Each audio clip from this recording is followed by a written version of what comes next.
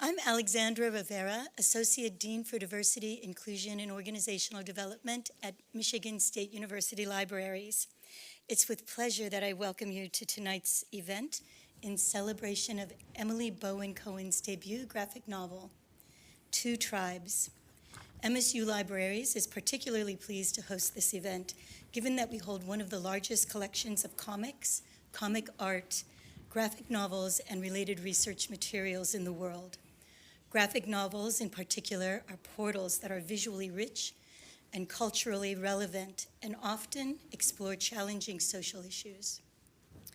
Before we begin, I'd like to offer the American Indian and Indigenous Studies Provisional Land Acknowledgement. We collectively acknowledge that Michigan State University occupies the ancestral, traditional, and contemporary lands of the Anishinaabe, Three Fires Confederacy of Ojibwe, Odawa, and Potawatomi peoples. In particular, the university resides on land ceded in the 1819 Treaty of Saginaw. We recognize, support, and advocate for the sovereignty of Michigan's 12 federally recognized Indian nations, for historic Indigenous communities in Michigan, for Indigenous individuals and communities who live here now, and for those who were forcibly removed from their homelands. By offering this land acknowledgement, we affirm Indigenous sovereignty and will work to hold Michigan State University more accountable to the needs of American Indian and Indigenous peoples. Tonight's event is a conversation among Professors Blaire Morseau and Laura Yares from the Department of Religious Studies and Emily Bowen Cohen, author of Two Tribes. This book, the focus of their discussion, explores the childhood memories that inspired Emily's debut graphic novel while tracing the histories of her Jewish and Muscogee Creek ancestors, their differences and their similarities. Now it is my pleasure to introduce to you tonight's panel. Los Angeles-based artist Emily Bowen Cohen creates comics that explore intersectional identity. She is Jewish and a member of the Muscogee Nation. Emily uses personal experience to tell stories that examine contemporary American and Jewish culture. Her debut graphic novel, Two Tribes, is published by HarperCollins Native-focused imprint, Heartdrum. Blaire Morseau is a citizen of the Muscogee Band of Potawatomi Indians and the 1855 professor of Great Lakes Anishinaabe, knowledge, spiritualities, and cultural practices. She is the editor of As Sacred to Us, Simon Pokagon's Birch Bark Stories in Their Contexts, and author of the forthcoming book, Mapping Anishinaabe Futurity, Celestial Currents of Sovereignty and Potawatomi Skies, Lands, and Waters, available through the University of Arizona Press in May 2025. Laura Yares is Assistant Professor of Judaism in the Department of Religious Studies. Her research explores intersections between Judaism, education, and art.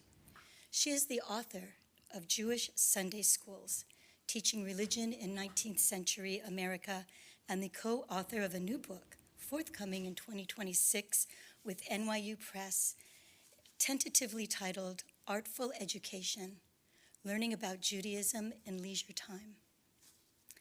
This event is supported by the Leonard Gilman Endowment for Jewish Culture with MSU's Serling Institute for Jewish Studies and Modern Israel.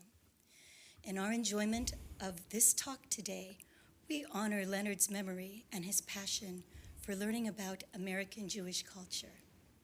We thank Leonard's widow, Terry Champney, for creating this endowment and for her ongoing support.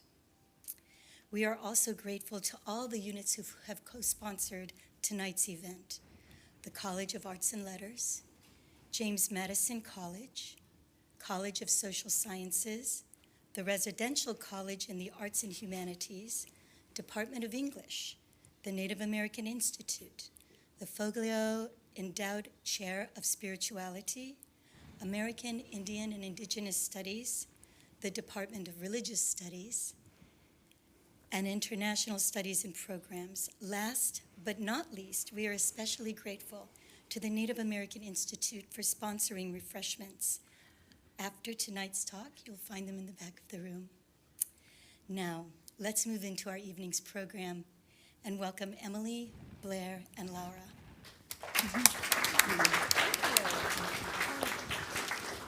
Thank you so much for that really nice introduction, and I'm so happy to see everybody out there tonight. Before we sit down and have our conversation, I'd like to share a little bit of my book with you. So enjoy story time, and hopefully we'll have a nice conversation about it afterwards. So let's get going. So my book, Two Tribes, briefly, is about a girl. She's 12. Her name is Mia, and like me, she's Jewish and Native American. Mia gets fed up with her mother and her new stepfather, and so she steals her bat mitzvah money to run away to her native family in Oklahoma. In the pages that I'm going to share with you, just to set this up a bit, she's about to celebrate the Jewish Sabbath with her family by having a traditional Friday night meal. And she's recently started going to a Jewish school, and her mother has invited over her school principal, the rabbi. So you can imagine how she's feeling about that. So, Shabbat Shalom. Who's coming over? The rabbi?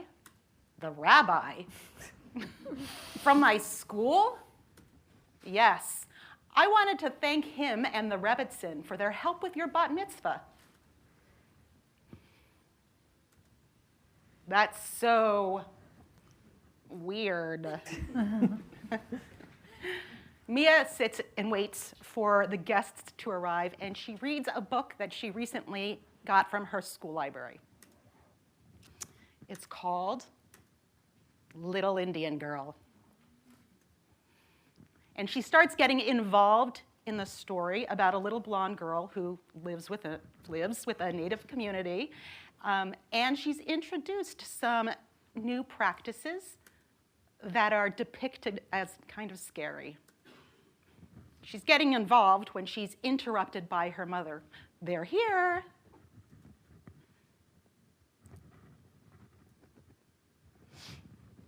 This is the Rebbitzin. I brought you Ellie's favorite dessert, Mandelbrot. Shalom Aleichem. Aleichem Shalom. Hi. There she is, the young scholar. Come on in, join us. Now you're officially part of our mishpacha. Well, we didn't have to invite you to dinner to know that. We're honored. Mishpacha, our family. I wouldn't call the rabbi my family, but maybe this won't be so bad. The good thing about Shabbat is that it's always the same. So even if tonight is weird, I'll know what to expect. Bless the wine, wash our hands, bless the challah. Eat dinner. Mom's matzah ball soup. I can always count on that, too. We wanted to thank you both for helping us prepare for Mia's bat mitzvah. Before Roger and I met, Mia and I went to a synagogue where the girls were bat mitzvah at age 13. You helped Mia be ready a whole year early. She is a very good student. Rabbi, why is it that boys come of age at 13, but girls at 12? That's an interesting question. For Mia, this brings up a beginning of a memory. We believe girls have innate wisdom. It's in their nature. What do you see in there? I see little fish. What are they? Those are little frogs. Daddy, frogs aren't fish. They are when they're little. Tadpoles mature into frogs.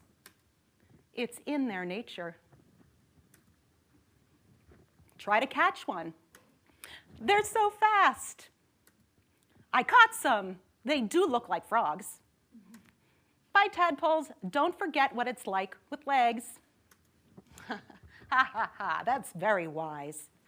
You just keep paying attention and you'll figure out the whole world. The very special role of a woman in the world is all spelled out in the Torah. Now that Mia has become a Jewish woman, she is growing into that special role too. But what if I'm not just Jewish? Oh, don't worry, dear. Your mother is Jewish, so you are just Jewish. Pat, pat, pat. But that's not true. Even the kids at school say so. Oh, honey, what do you mean? Never mind, it's nothing. It's okay. You can tell us. Well, someone at school thought I was adopted because of the way I look. Oh, well, that's silly. It's a Jewish school. You could be Israeli or Persian. That happens a lot. There are many Iraqis in the school as well. When Mia was a baby, someone thought she was Moroccan. Our student body is very international. There are Chinese Jews, Sephardic Jews. There's a Jewish community in India. There are Jewish people all over the world. I'm not even from any of those places. I think you're all missing the point. Maybe you don't think I'm different, but I feel different. And the kids at school agree. Chop, chop, chop, chop, chop, chop. They may be my students, but they are dead wrong. They should not make you feel different. It's right in the first chapter of the Torah. Why did God create so many different species of animals, but only one Eve? So no one could say, I'm better than you. Judaism expresses over and over that all humans are equal. Oh, thank you, Rabbi, for those beautiful words of Torah. It's lucky we have all of this written down. Without the Torah and the Talmud, we would just be running around like a bunch of wild Indians. Gasp. Thank you. Thank you for the appropriate response. Can I come over and join you guys? Thank you.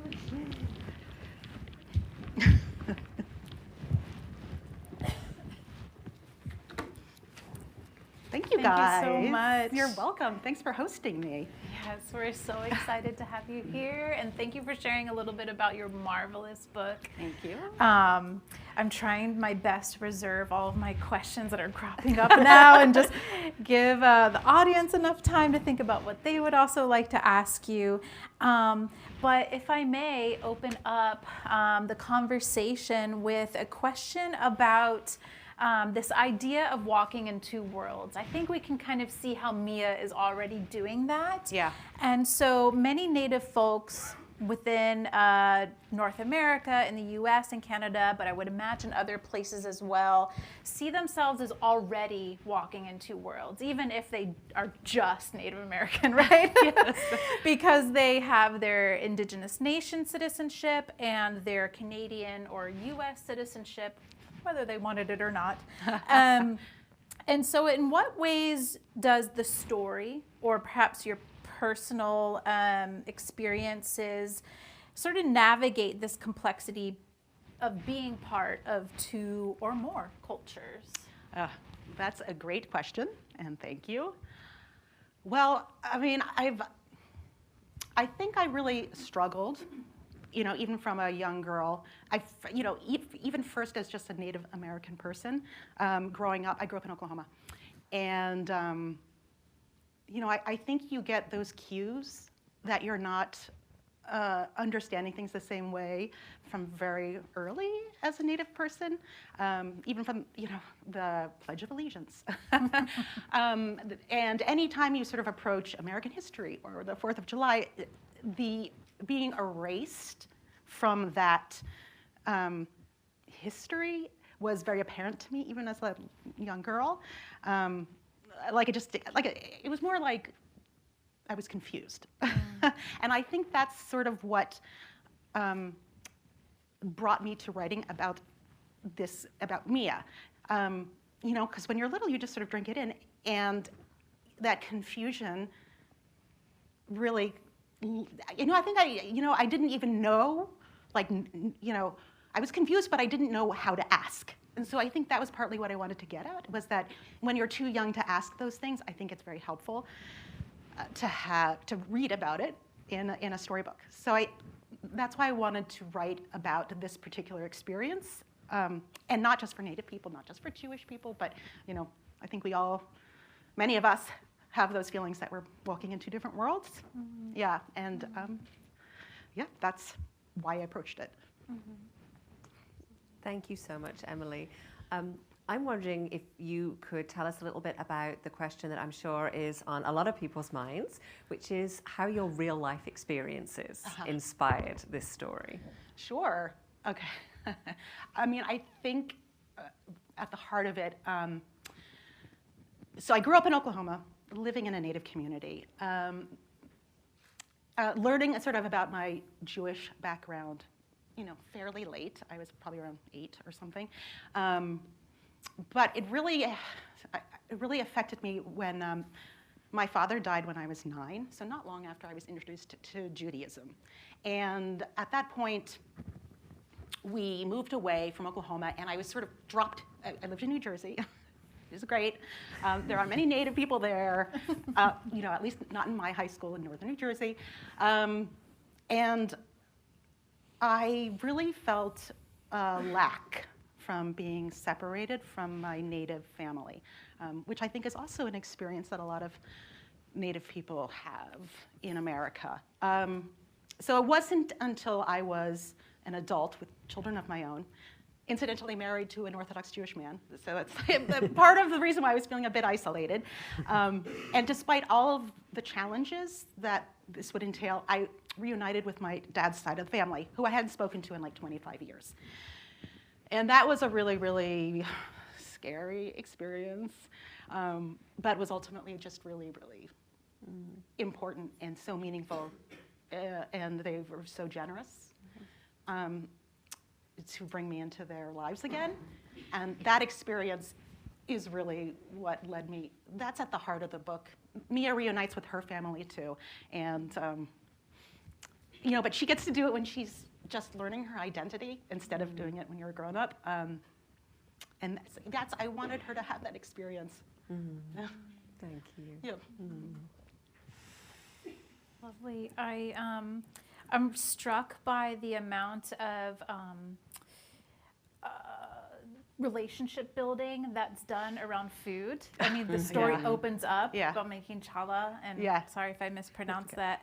But then also when you do visit when Mia visits her father's family in Oklahoma, they pick wild onions, and she learns about that, and then, not to give too much away, but there's a final sort of moment where things become rectified, and there's a sharing of meal again, where things seem to be going in a positive direction. So could you maybe comment about the significance of food and gathering in that way? Yeah. Well, first of all, I think that's a universal experience, that everyone has holiday meals and sits with their family. And that's such a positive feeling. When I first became involved in an Orthodox Jewish community, you have a lot of Shabbat meals, dinners, lunches, and the beautiful thing about these meals is that you really get a chance to know people, because they last like 3 hours. The unfortunate side was that I also felt like during those meals, what was also exposed was a lot of misunderstanding about the Native community, and a lot of questioning of my identity, I felt like, because I didn't live up to people's expectations of like an Indian person. And so it was such an interesting dichotomy. Like I was having this food that I remember sharing with people growing up, and at the same time, who I was sort of being challenged. And I think if I had an opportunity to have spent more time, like literally eating up, like my native grandma's cooking, you know, I felt like that it really would have helped me during those times. Yeah, it's, and so with Mia, you know, I didn't have an opportunity to ever make wild onion stew with my grandma. I don't remember. At least I don't remember that I did. And it's an experience I wish I could have had. So that's also nice too about creating a book like this, is like being able to sort of vicariously experience like these home feelings that you yearn for. And that's really a gift, I think. Yeah. Yeah. It's beautiful. One of the things, Emily, that I think is so powerful about the book is that so many of the characters go on a very deep journey, right? Obviously, Mia is undertaking a journey where she's learning to understand herself as walking in two worlds, as walking in these, you know, deeply rich Jewish spaces, but also understanding where her Native American heritage and her family fits into that. Her mother and stepfather are also having to walk that journey and learn that for themselves, because there's some shunning that goes on at that level. And then there's the rabbi, right? And you close that excerpt with this really awful expression, right, by the rabbi that you know, clearly is a gross act of cultural stereotyping, is, you know, certainly very, very insensitive. And the rabbi, too, goes on a journey. I'm wondering if you could tell us about that rabbinic journey. Does this map onto your real life experiences of seeing growth and change within your own community? Are these the journeys that you wish people might have had? Well, yes. The rabbi is ripped from the headlines, unfortunately. Even in Los Angeles, more than once, more than twice, I have had the experience of an Indian joke being told like from a pulpit by a rabbi. So, okay. Yes, and you know, so the first time I gave my editor the version of the book, she was like, you're kind of coming off a little anti-Semitic, which is like, well, that's a bad feeling. And, you know, and I did not want that clearly, but I think, again, talking about the process of writing a book, I had to really look at myself and say, like, I think I had some real anger about how there was just so much ignorance in the Jewish community about Native Americans. So the rabbi's journey was really necessary, because in order to write him as a whole human being and with love, which obviously I love my Jewish people, okay? And even though I feel critical of them in that moment, like I still wanted the love to come out. So I remember being like writing, and I was like, oh God, I have to like get into the character of this rabbi. And I really had to like figure out how. First of all, I had to learn how to like write a Devar Torah, which is like what a rabbi says at synagogue at services, which in itself is challenging. But I really realized that what I wanted most from a rabbi, and you know, and I do know lovely rabbis, okay, and I do know that they would have that growth, and if they did know that it was hurtful, like if I had the chutzpah, you know, to go up to the rabbis in that moment and say, which I never did, but like, and just express to them how hurt I was, you know what? I'm sure it would have gone great. I did not have the confidence to do that. But through, again, this rabbi character, I could tell the story of that growth that I know is possible. And I hope I don't hear another Indian joke again. maybe next time I'll be able to call them on it. Yeah, it's a really powerful story. Yeah. Yes, I appreciate your comment about balancing challenging things that you've come across with people who are in your community who you love or have Yes. love for. That's not easy. And so if we may stay on this topic of stereotype and misrepresentation, on my first reading of your book, which you show in the presentation here, Mia takes a book from the library because she's feeling very disconnected from her Muscogee Crete community, and she feels like the only way that she's going to be able to learn about it is by taking out a book from the library to read, right? Yes. Because, as we see, also she's a scholar, right? She's very smart. Yes. But unfortunately, it's full of like the ugliest stereotypes and misrepresentation and this whole like savage Indian kidnapping a white girl type thing narrative. And so my first reading, I thought, oh, okay, that makes sense because, you know, I've seen a lot of things like that as well. Dances with Wolves, that whole thing. But then as I'm seeing you talk about it here, I wonder if I'm not projecting, but is that almost a little bit of an allegory for this non-native girl going into this native context and perhaps feeling like an outsider who's like seeing all these new things for the first time and trying to digest and figure all of that out? Is there like a couple different layers to this book that Mia's reading? There are definitely, I appreciate that you picked up on that. There are definitely a couple of different layers. And again, like, okay, first of all, about the librarian. Like, my grandmother is a public school librarian. Honestly, if anybody had ever checked out like an American Indian captivity narrative, she would have said, the disclaimer, like, yeah, okay, I'm glad you're reading this book, but you should know. She would have absolutely have done that. It's unfortunate Mia did not have that conversation with her librarian.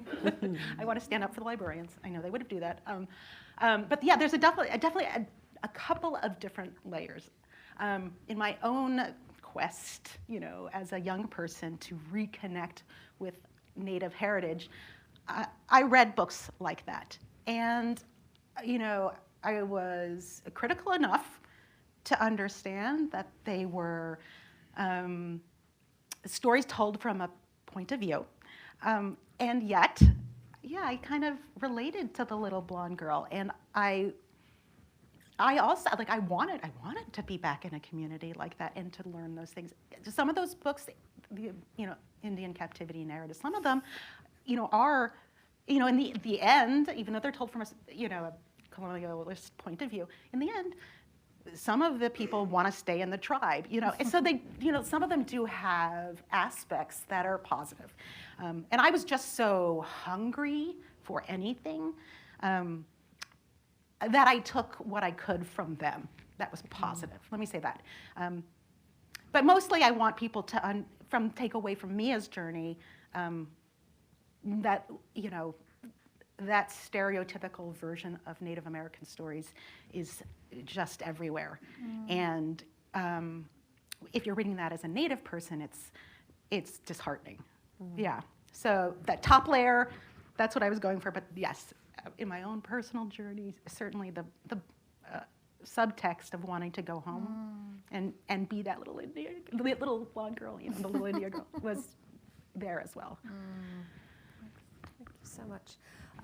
I'm struck by your use of the genre of a graphic novel, right? Because there is so much evocative storytelling through the combination of image and text, the opportunity to see both interactions between characters, but also these very sort of interior monologues, and also to see it in a very, very embodied way, right? The way that Mia especially is exploring those different facets of her identity, the way in which it's rendered through clothing, right? Through her own sense of her skin as looking different, right? When in majority Jewish contexts. Yeah. And I'm wondering what drew you to the format of a graphic novel, and what inspired you to use it to tell this story in particular? Well, I always thought of myself being an artist first because I like to draw. And it was very intimidating, actually, to think of myself as a writer. So drawing the comics was really a gateway to sort of feeling more confident in being able to tell a story with words. So that was the first just sort of basic thing. And I'm so happy to hear that you have a large collection of graphic novels and comic books here. I love graphic novels. They were just, and for example, my sister, she had a learning disability growing up, and graphic novels were really helpful for her. And like, she would read Hamlet as a graphic novel because it was just sort of, it was more compelling to her. Also, you know, especially with such a complicated thing as talking about Native Americans living in Canadian First Nations, living in our countries, that's complicated, like we talked about at the beginning. So in the graphic novel world, you know, there can be two things going on at once. Like with the rabbi, you know, she can be upset and offended, and you can see what she's imagining when he says a bunch of wild Indians. You can see the horrible stereotypes that she can imagine he's thinking of. And I really think that is necessary, I think, when you're talking about a community whose layers in history haven't really been shown. Because you can show the person in contemporary time and then perhaps what people believe of them from long ago or what they've been taught. So yeah, beyond just being able to get that interior dialogue out, the historical part I think is also really interesting. Absolutely. And just having a child who really appreciates comics and drawing his own graphic novels, I appreciate that. We seem to be in a really interesting time where more graphic novel representation of some of the materials that we've been teaching for a long time are finally becoming more available. And so I'm wondering, you know, how you hope potential readers, whether they're from a Jewish background, an indigenous background, or otherwise, will relate to or interpret the story, and also if they're younger or older, and you know how you envision this readership really benefiting from this incredible story. Well, I hope like this also comes from sort of my experience. I think I hope no matter what background a reader comes to the story with, they're inspired to look deeply into where they're from or where they feel like the communities they feel they belong to now. So I, again, you know, going to Shabbat lunches and dinners and sort of learning more about Judaism as an adult, it really inspired me to practice Native heritage the same way. And honestly, I thought I was a little concerned because I was like, well, if I'm going to be more Native, does that mean you have to be less Jewish? And that's going to be difficult with my marriage. What's that going to be like? Anyway. But only through diving deeply in both areas of my life was I able to sort of form the connections that made me feel like, oh no, it really is. There really is a way you can kind of walk through life being Jewish and Native American, and it kind of makes sense. Yeah, and I was delighted to see that. I think we're always trying to make connections, so I was afraid that it would, you know, cancel each other out, I don't know. And then I'd be like nothing. But the opposite happened, and I hope readers are inspired to, you know, dig into their own lives that way after reading the book. Well, in that way, I think your book is so sort of timely for where the American Jewish community is at this moment, right? One of the things that we know about American Jews is that it is a community that has always been diverse, but is only becoming more so. And Jews of multiple heritages, multiple racial and ethnic backgrounds, right, are not only becoming more visible through scholarship and demographic work, which is really seeking to bring those stories to life, but also Jewish families are more diverse. And so I'm wondering what the reception of your book has been like in Jewish spaces, and what you hope that Jewish readers specifically would take away into their Jewish communities from reading it. The response from the Jewish community has been really, I've really been embraced, which has been also very healing. I was at an all Jewish group sharing this story yesterday, and I got a similar gasp at the end when the rabbi did that, which was, wow, that felt great. And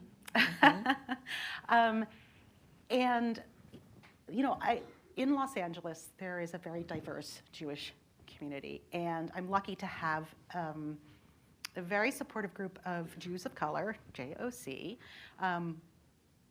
and I've been struck by, no matter what their background, they have felt a lot of the same things in the Jewish community. And we all sort of have a similar feeling that like what you're talking about, like there's been reports about the growing number of Jews from other backgrounds through intermarriage, through adoption. And we're already here in the community. And I think that's what I would like the Jewish audience who reads my book, hopefully, to take away from that is, just because somebody does not look like, a typical Jewish person, which is whatever, that doesn't mean they're not Jewish. And meeting, it's very basic. Like if somebody's in your synagogue, just assume they're Jewish, I think is really what I would like a Jewish audience to take away from the book. Yeah. Yeah, couldn't agree more wholeheartedly.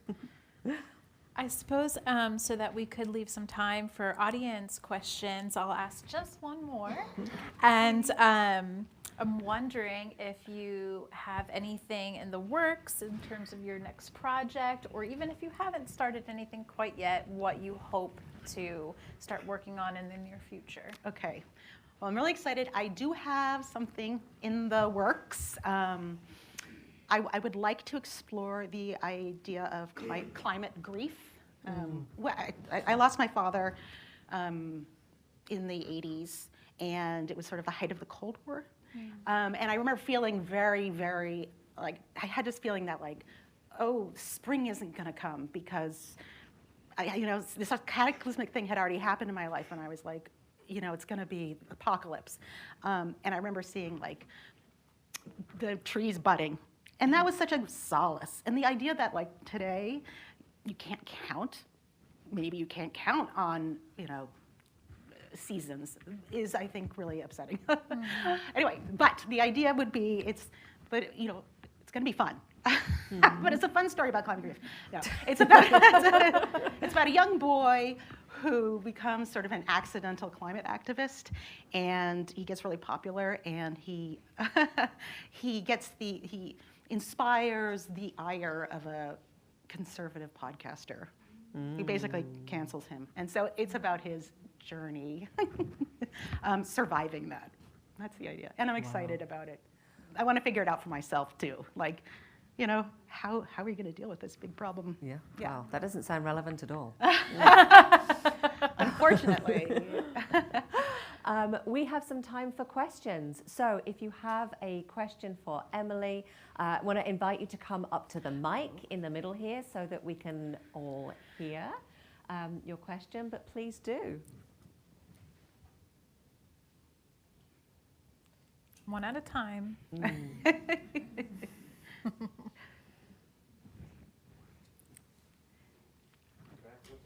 Please do.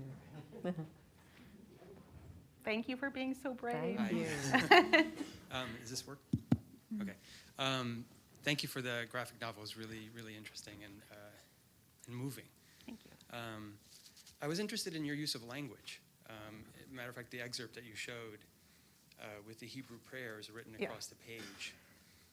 it just made me think about your use of language when you choose to translate, when you don't translate, and what that suggests about who the implied audience of the text might be at any given moment. Could you talk a little bit about, at least three languages that are used in the text, and when you choose to translate and when you don't? Oh, thank you. That's a great question. Well, so the three languages are Hebrew through the prayers, and Yiddish, like mishpacha, and Muscogee is also used. So, luckily, I had the good grace. One of my editors is also Muscogee, Cynthia Leidick-Smith, who's a wonderful author on her own. And since she's also Muscogee, she encouraged me to use the Muscogee words written in the language as they are in the language. Like when you read the book, like the U's are V's, other things like that. That was her suggestion, which I thought was really nice because it mirrors some of the way I treated Hebrew and Yiddish. Some of the words, like mishpacha, it just sort of felt right, and it's sort of, and because the Hebrew prayers are so rote when you are celebrating Shabbat, I really didn't want to have that same ease and casualness with the Muscogee language, especially since I did not have that in my own life. My native grandmother went to an Indian boarding school, and she did not speak the Muscogee language at all.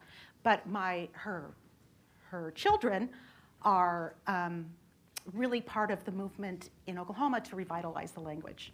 And that's one of the beautiful things I learned when I reunited with my family, was that they casually will use Muscogee to say hello and thank you and to introduce themselves. And that's really important. It's really important to have that language available for your culture, and to remind yourself, that we are a culture besides the food. It's another thing like that reminds you that we're a living community. Thank you for the question. I really appreciated the way that you wove the language in. Because again, and this is such an advantage of the graphic novel format, right? Those sort of winding script really evokes the idea of music, but also because when you find yourself in a situation such as a Shabbat dinner, a rich cultural context. Yeah. Especially if that is an unfamiliar situation, right? The words come bombarded at you, right? Especially if you're not familiar with the language, right? If you don't speak it natively, right? And as Mia is navigating, right, being in this Jewish space for the first time in her life, I got the sense of knowing what it's like to feel bombarded with a language that isn't quite your own, that you sort of know, that you wished you knew more often. And I really appreciated that choice not to translate, just let the sort of bewilderment of being in a sonic context that doesn't feel quite familiar yet, because I think that was very relatable. Thank you. I think that was also, that's mirrored in her experience when she goes back to Oklahoma, and she's sort of she's at a powwow and she sees some of the Muscogee traditions for the first time, like a stomp dance. I mean, it's that same, and she has to ask her cousin, like, what are we doing? I don't know how to do this. But it's the same thing when you're being introduced. I felt that way too. Being introduced at Shabbat services, like I don't know what anyone's talking about. Yeah. So maybe she felt more comfortable in an uncomfortable situation because she was already experiencing that on her Jewish side. Yeah.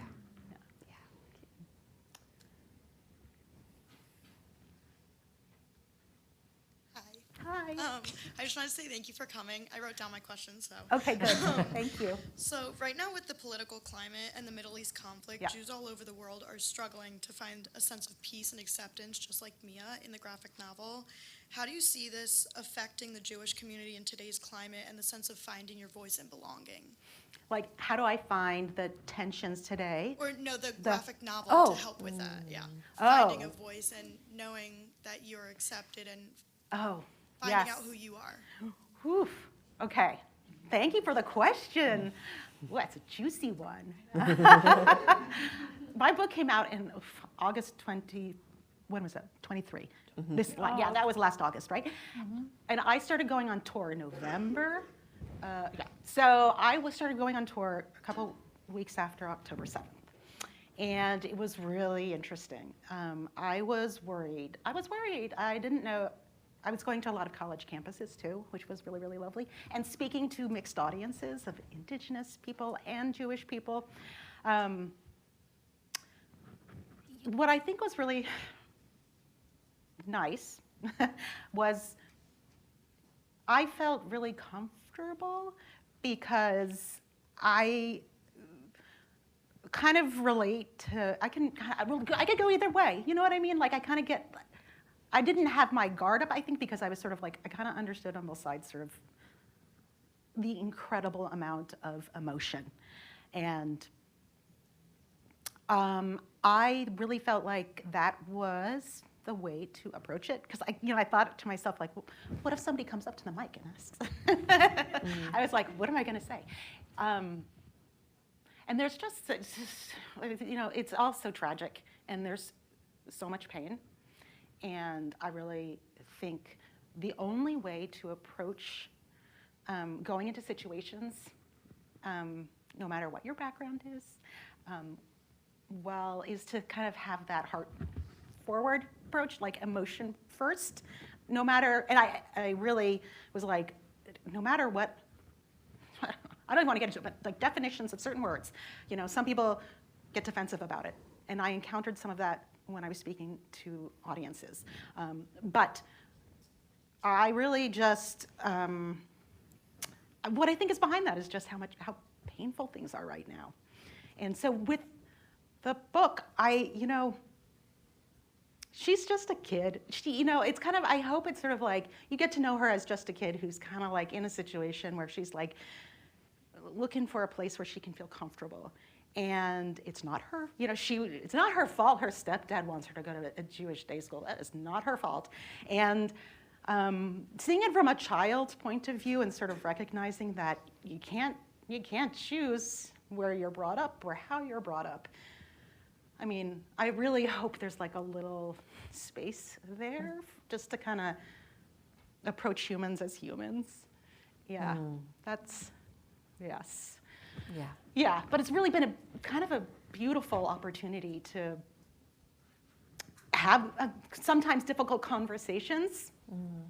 Has been my experience. As long as we can have them, like people who show up or want to have them. Some people honestly have not wanted to show up. In which case, I'm sorry. I'm sorry, because it would have been nice to have had a difficult conversation. I said that really kind of vaguely on purpose, but anyway, I hope it was clear. Art is a place where we can have difficult conversations, right? That can help us to see things from perspectives that are not our own. That is actually one of the functions of art, and sometimes that can be very uncomfortable. But in the discomfort is growth. I hope I'm a part of that. That would be wonderful. We have time for some more questions. Thank you for the discussion and the introduction. I have two questions. The first is that if in these holiday dinners, usually in my culture, in my country, big dinners ends up with the fighting. So I guess, all these misunderstandings and things are coming in surface. If this was happening as well. And the second question is, if you have some experience to share with people of dual, let's say, identities, but that they weren't indigenous, or probably African Americans, that they are Jews. And if they face the same stereotypes, or if they had other problems that probably they're not compatible with your experiences. Oh, thank you for the question. So you're asking me if other people Jewish people of color have the same, sort of face the same, okay, got it. So again, yes and no. I mean, I have African American Jewish friends who the security guard, will not let into synagogues. So I don't get that. I don't get that problem. I don't have that problem. I've heard that awful lot. I have a Chinese Jewish friend who, people assume they're there for tech. Like, honestly, like, I mean, it's all the stereotypes you can imagine. So, and you know what? And I don't think it's not a Jewish problem. Honestly, it's not a Jewish problem. I'm not going to say that. It's sort of all over America, and it only takes one person. It only takes one person out of an entire community to make you feel really, really bad. So, yes and no. The problems have been we have similarities, but yeah, the terrible stereotypes pervade all communities. Yeah, I do think there's in the Jewish community I think there's a really great opportunity for that to be a safe place, to sort of be absent of those stereotypes. I think we just need to be aware of them. I hope that answered your question. Yeah. The first one, about fights. Sure. We've had a lot of fights in my family, but I mean, not fights, political arguments, especially lately in my family. And I think that's partly how I have learned how to approach heart forward, I think. I see people in my family getting upset about political things, and what's the point? I guess is how I kind of think about it. Yeah, and that's how our family is negotiating it. And that's why we might have an argument, but like we're all sitting back down together for Thanksgiving. So as long as we keep going back, it's okay, it's fair. I think we have time for maybe one more question. In the meantime, what I would like to know is if Nova is a real person. Oh my because I gosh. would love to be friends with her. Yes, Nova is a real person. She's my cousin, JC. She is awesome. She does cosplay. You can follow her at Zara Mage at Instagram. She's just great. Yeah. She went to Indigenous Comic-Con recently. I was there. You were there. Oh, wow. I'm not sure who she was portraying at the time. Yeah. Can you give a quick description of Nova for sure. folks who haven't read the book? Nova is Mia's cool cousin who lives in Oklahoma and is very kind of comfortable with her Muscogee traditions. And she also really enjoys doing cosplay. And my cousin hasn't done this in real life, but in the book, she sort of, like many people who do cosplay do, she mixes her native background with the character of Princess Peach. She's, anyway, Indian Princess Peach. Yes, she's fantastic. I wish I was as cool as her. Hi. Hi. I just had a question about, so you tell the story from the perspective of Mia as a child, but if that was told from the perspective of an adult, how do you think Mia's journey would change? Like whether that mirrors your experiences or just how you would have written Mia as an adult? Sure. Thank you for the question. I started off writing this actually as a memoir, and it was my agent said, no one wants to buy a graphic novel for adults, unless you're in Europe. So she gave me the advice to change it to a 12-year-old, so you could hit that sweet middle grade novel area, which was really, really good advice, and I'm glad I did it. But it originally started as a grown-up story. And, I think first of all, in the world of publishing, if you're writing for a younger audience, they would like you to have a happy ending. Right. I was really struck by that because that's a very big difference from your own life. Yes. Yeah. And were I writing as an adult, as I did in the first draft, it would have been more ambiguous. In the story about the adult, for example, they're not not to give it away, but there's a happy ending and everyone's sort of together. And in the first version, it was, they're at the table, but there's some misunderstandings, which is how I think it would happen in real life. And that's how it happened. That's just how it goes. I think if I was also writing from a grown-up perspective, there are certain realities, I guess, that you face as an Indigenous person, often in your family, that are really hard and traumatic and sad and difficult for many different reasons. And I think I tried to touch on some of those issues a bit in the book because I think it's realistic, but I think had it been a story from a woman's point of view, I would have felt, for example, like it would have been important to sort of mention the high rate of murdered and missing Indigenous women and girls. I mean, I think that's something, but kids, this is not the place for that. Oh my God, I remember I was like thinking if this had been, if I was writing this for grown-ups, poor Nova. Like I was like, oh, Nova would have been, like I was like thinking like if I was writing this for grown-ups, the next version would be like taking beautiful Nova and Nova would have disappeared, because I love her so much and I feel like that's happening to so many of our young women. Anyway, we should really end this on a positive note. Right.